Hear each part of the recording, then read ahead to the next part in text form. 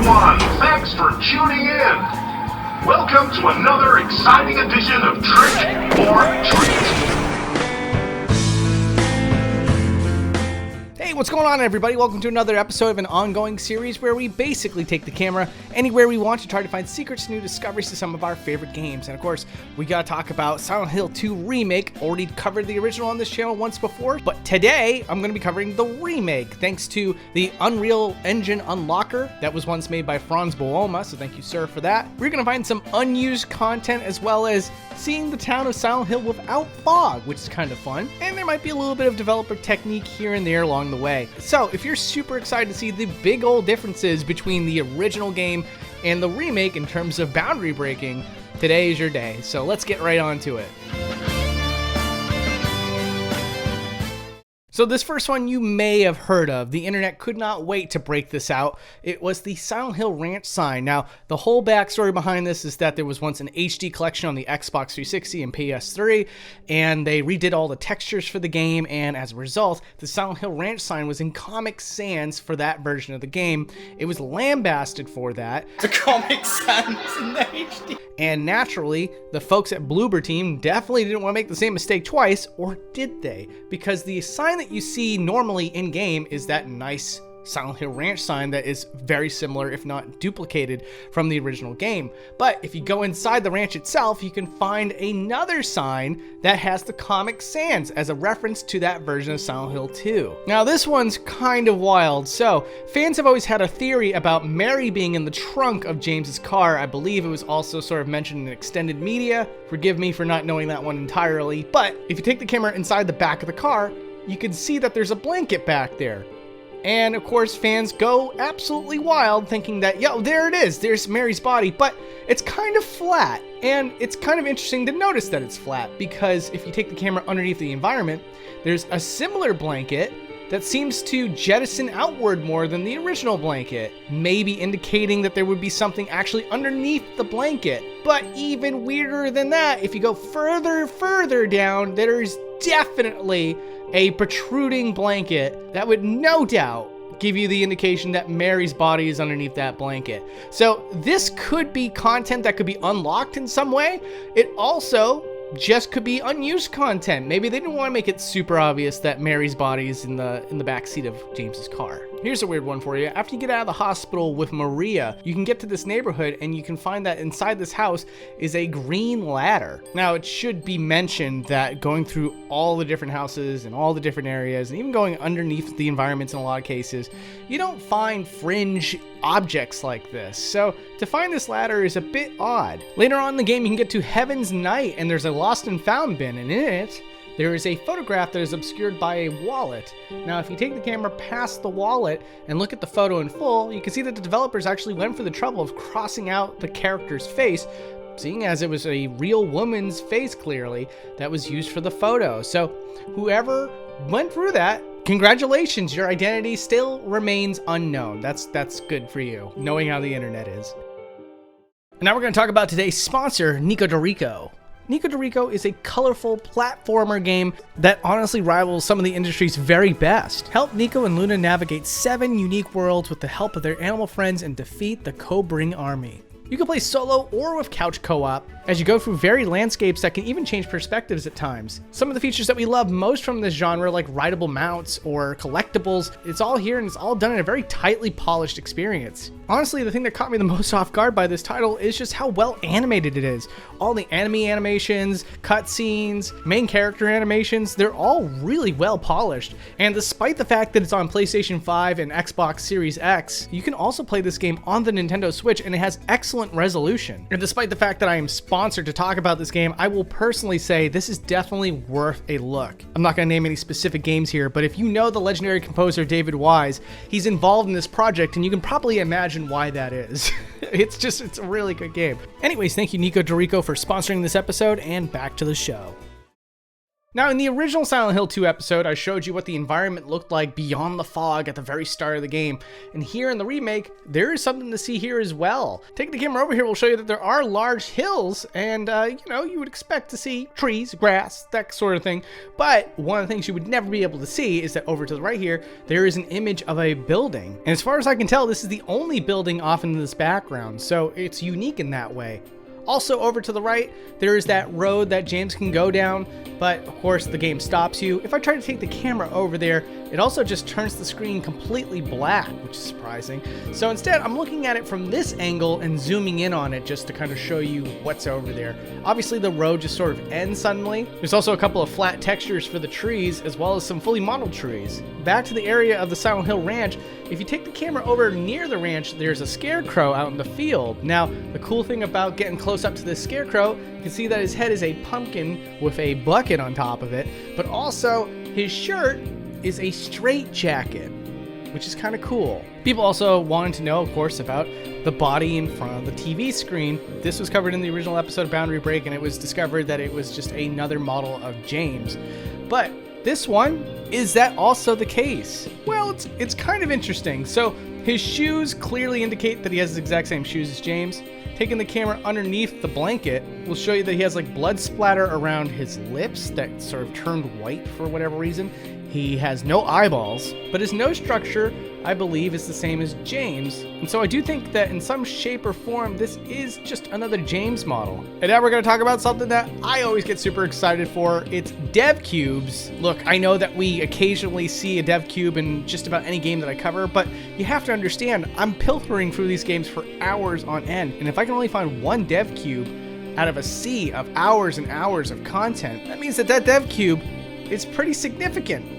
And like I said, of all the places I looked in Silent Hill 2, this is the only dev cube I was able to find. And this was found just outside of the hospital as you finish that chapter of the game. What does this dev cube do? We don't know yet. If anybody ever finds out and wants to leave it in the comment section, I will gladly pin that in the future. Next up, inside of the Historical Society building, the place where you see the Pyramid Head painting for the first time. If you take the camera inside of this wall, there's a square space that has a door frame that seems to go unused. This door frame outline is not shown on the opposite side of where it's placed, and so it's possible that it was used at one point but then covered up later in development. Here we go, we got a different perspective of Maria getting stabbed in the back with Pyramid Head. So it looks like in the original choreography, the actor playing Pyramid Head was supposed to actually be in frame and stab Maria in the back, but it seems that goes completely unused, as even though you could see the animation of his arm extending outward to stab her, he's out of view. He's not even close to being lined up properly with Maria. So the actor then walks off screen through the wall. You can see that the actor was basically just kind of leaving the scene, essentially. And it's after that point that the spear finally goes through Maria's back. So some of you with a keen eye might have noticed that in the apartment scene of the game, there is this silhouette of a person through this window on the outdoor area.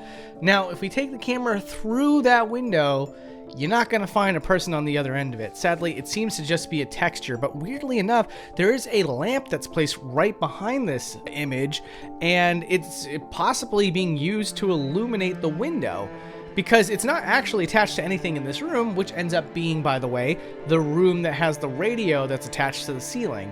So now you know where the silhouette's actually coming from. And you can also see that, sadly, there's nobody there to stand in that place to create that image. Okay, now we're going to talk about fog for a little bit in Silent Hill 2. Some details just get completely washed away because of the fog of the game. Understandable, of course. And what you're looking at here is the man-made canal that seems to be over to the right here. And you can see that the fog makes it really hard to see any real details to this area. So turning off the fog and looking at the exact same area, this is what it actually looks like, which is it's just shocking how much detail they put into any given area of this game, despite the fact that, again, the fog is going to hide a lot of this stuff.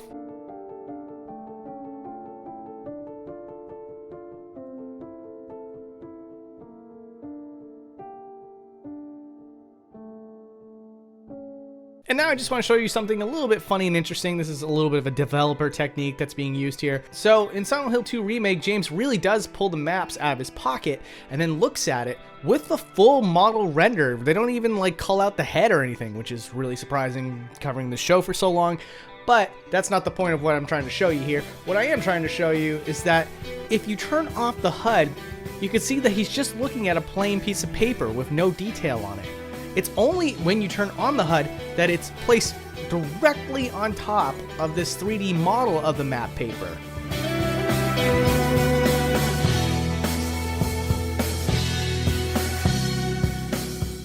Now, there is moments where models are used in certain places and you're not allowed to see what it would look like on the other side unless you had like the detective vision from Batman Arkham Asylum or something. But truth be told, that in cases like this with Eddie here, when you first meet him and he's used the bathroom, the toilet, and the cutscene where you got introduced is over, he's still in that bathroom and he's still puking. And I know some of you, and I don't know why, but you're a little curious, is there vom bombs in the toilet? There is not, so, God bless us all. And then we get our first cutscene introduction to Pyramid Head, and you can see that his arms are positioned in a way that is perfectly lined up with how it would look when he's holding and struggling with the mannequin. And it's all really interesting how the animation kind of starts before you even get to see it, or that he's even holding the mannequin itself.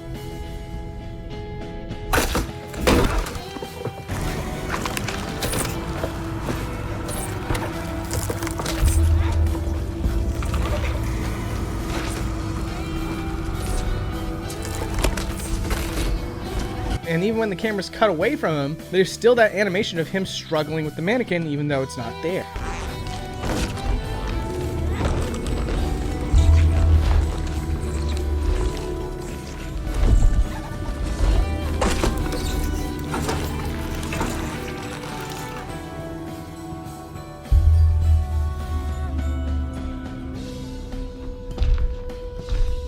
And as far as James' end of things, he is 100% all in this cutscene the entire time. The only thing that's not loaded up when it's not needed is the gun.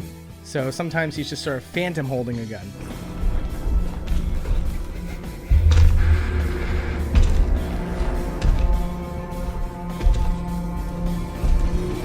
Here's another example where a character model is where it's pretty much supposed to be. If you try to go through this door, you can hear Maria on the other side. Although she never directly talks to James, there is faint noises of her off in the distance, but taking the camera through the door will show you that she is right on the other side of that door. And then there's this surprise scene where James is picking up an item, and as he goes through that door back out from where he came, Pyramid Head surprises you and grabs you by the throat. I can confirm with you right now is that the second you pick up the page from the diary, that is the moment that the Pyramid Head is warped in.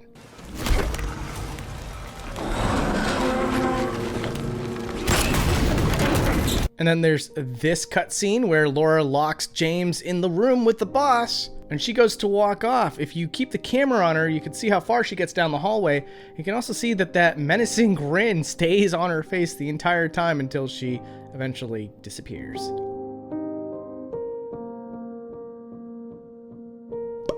Then here's this cutscene with Eddie where he supposedly, or may not, it's allegedly, who knows, kills this guy here. And I just wanted to show you what the cutscene looks like from another angle, seeing how the lighting just decides where to point at any given actor, what the character model is doing when it's off camera, which in a lot of cases like this is just fully animated, seeing as mocap technology has gotten much, much better, and it's just, you know, it just doesn't make as much sense to disable animations when they're off camera like that. You can choose the angling of the camera and everything in post. But he didn't listen. Eddie, you can't just kill someone because of the way they looked at you.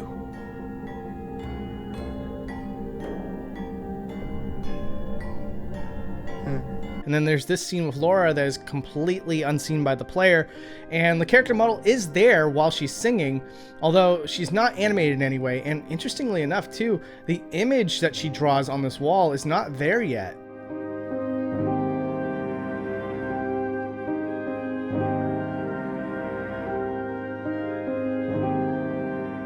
Also, you can spy on Laura and Eddie while they're watching the movie or just sitting in the movie theater. And you can see what that looks like from the other side. They're surprisingly well lit. And you can also see that Laura's hands are actually held together, though unsurprisingly, their mouths and facial expressions are not animated here.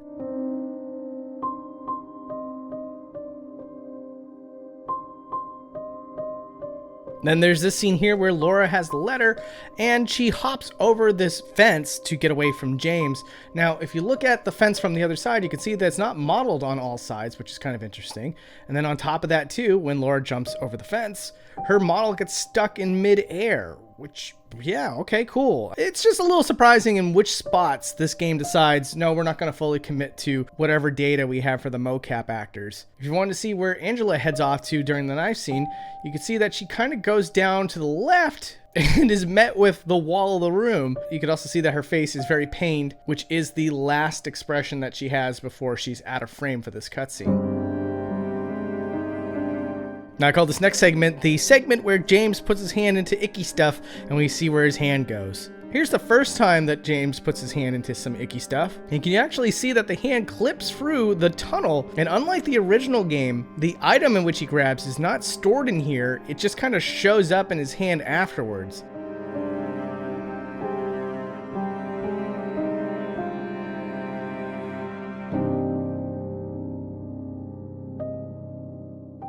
Then here's one where he sticks his hand into a toilet, and you can see the square that represents the dirty water of the toilet, which actually in this scene can't even be seen because there's a whole bowl of dirty water that you normally would only be able to see. But as you can also see from this angle, James is elbow deep into that toilet. That's really impressive. And you can see the exact frame in which James's hand turns pooey. For this hole that James grabs into, it's the same deal. You can't really see anything that's out of bounds. His hand does clip over to the left-hand side of the tunnel, and the item magically appears in his hand afterwards. Also, I thought that this was kind of interesting. The water in Silent Hill 2 is opaque, so if you take the camera through it, you can see that there's a giant mass of land that's underneath as well. It seems to me that the developers at one point considered making the water translucent, considering that the environment here is very, very lumpy, like it would be underwater in a lot of cases. And here's something interesting about the hospital. So if you take the camera outside this open window, you can see that all it really is just a white box. And in that white box is just a couple of trees and shrubs. Very clever use to set up an environment. But here's a little bonus for you. There's really not all that much outside the hospital, except for this one object really far off in the distance. And although we can't fly the camera all the way over there, I can use field of view to get the image nice and close, which if you look at the silhouette of it, you can probably deduce that this is the strawberry ice cream bucket that Eddie was eating out of. Now, just for fun, we're going to do a zoom out here of this area where the water was, just to show you how much of Silent Hill is actually rendered at this moment, which is not very much. And on top of that, way off in the distance, there seems to be a prism here that is completely unlit, but for whatever reason did not get called out or unloaded. Here's a look inside a Pyramid Head's head, just to show you that there's nothing modeled underneath, just like the original model on the PlayStation 2. Just wanted to make sure that we got that clear and out of the way for you, just in case you were curious.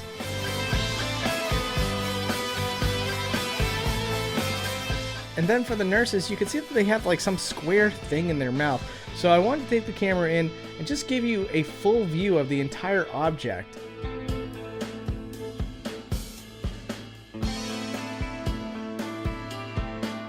And then the unfortunate fellow that ran into Eddie, let's take a camera close up to him and show you what's going on here. So he's got a mess on his face, as you can see.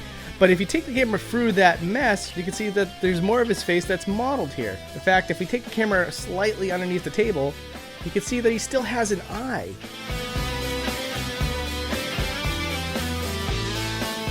Now there's these pesky bugs that also show up various times throughout the game. This is the first time you ever encounter one, and I just wanted to show you what the model looks like up close, just so that you can get an idea of what this critter actually is. And then also, because it's one of those times where the game just doesn't want you to encounter an enemy yet, you can see the exact moment that it unloads. And then here's one of those weird scenes where you can open a door slightly, but he doesn't actually go through the door and he gets some gunk on his hand. And I wanted to show you what was inside of that room, which is surprisingly not much. It's just pretty much just an empty space that does have an object from another room just sort of jettisoning into it. And then there's the moth room in the game, and of course, you know, on this show we love to look at birds, insects, fish, all the little small stuff that normally you don't get a good close look at. And so this one is insane because all these moving moths, they are all little miniature 3D models. And so I just want to take the camera up close and show you the detail of these guys, which of course is not much. In order to make this even remotely possible, they have to be made up of so few tries. But there are these ones that are outside the door that are a little more detailed because, you know, they're stationary. So the game developers wanted you to see, if you're going to take the time to look, that they're a little more detailed. So there you go. They actually have like antennae as well as little feet, and the body is fully 3D modeled. And because this is my show and I could show you whatever the heck I want, I really wanted to show you this 3D model of a ceramic cow. This is in the Historical Society. That face is definitely my face after a long week of work. And here's something that's funny for you. When Maria goes to pour a drink for James, when she goes to place the bottle back down, you can see that it doesn't warp into place. Instead, it just quickly jettisons into the original spot that the developers wanted it to go. Good stuff. And then there's the ever so long staircase that was also in the original Silent Hill 2. Wanted to show you what that looked like out of bounds, just to show you that there is no trickery involved. The staircase truly is as long as it feels as you're walking down it. What I love most is that it clips through the ground environment of the outdoor area of Silent Hill, so they had to carve out a hole for the tunnel to just jettison through. Also, here's an unused gravestone for some reason. Taking the camera underneath will show you that.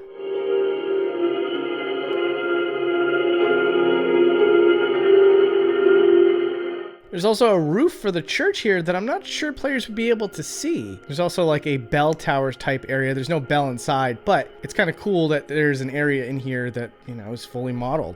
And that's all I got for now. If you want to see a part 2, I hope that you like, and I hope that you leave a comment. It would help out a ton. If you're aching for more Silent Hill 2 content and you've played the original, I've got an episode for that right on the screen right now. Patreon support is greatly appreciated during these times. It helps keep the show full time. And outside of that, just thank you so much for watching. I hope you take care and you have a great day. And also, don't forget to check out Nico Dorico, which is out now on PlayStation 5, Xbox Series X, and Nintendo Switch.